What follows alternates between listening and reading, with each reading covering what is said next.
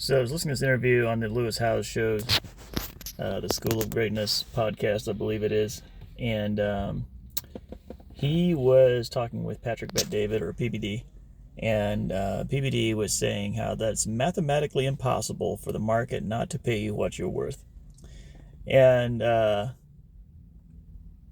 think for a lot of us, we might feel some inner resistance about that. It's like, well, no, I'm worth more. Like, I see other people that they're not any smarter than me. They're probably less smart than me, and they're making however much money. Um, but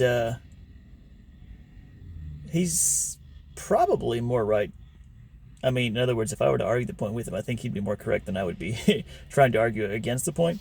Just because of his experience and all that, I think he probably has a perspective on it that's more accurate than what mine would be. Um, it is. I think the crucial thing is to separate your net worth from your personal worth, or your income from your value. And does the market determine your value? Because if it does, if the market doesn't like what you have to offer, then you're not valuable as a person. But if you can separate your value from your career success, from your influence, from all the sort of like status symbol type things that we use to kind of like figure out our pecking order in life. If you can separate your value from that, I think most of us would find that tremendously freeing, because no longer are we looking to external measures, many of them only partially under our control. So no longer are we looking out to those external measures for validation.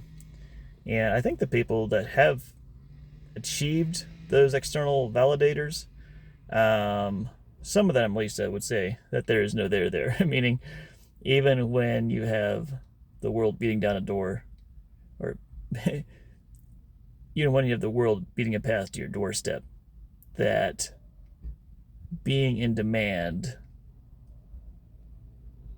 it does not fill the emptiness inside when you believe deep down, or when you are not sure deep down, whether you're a person of value, whether you're valued. And I think the only solution there, the only real solution, is to understand and to know the value that God places on us. And I don't think that that's how shall we say? I think it's going to be a lifelong journey for me. But I am glad that my net worth and my personal worth don't need to be the same thing. And I'm glad that whether my income goes up or it goes down, that I always have the opportunity to move closer to my Father, and that He will always place a value on me.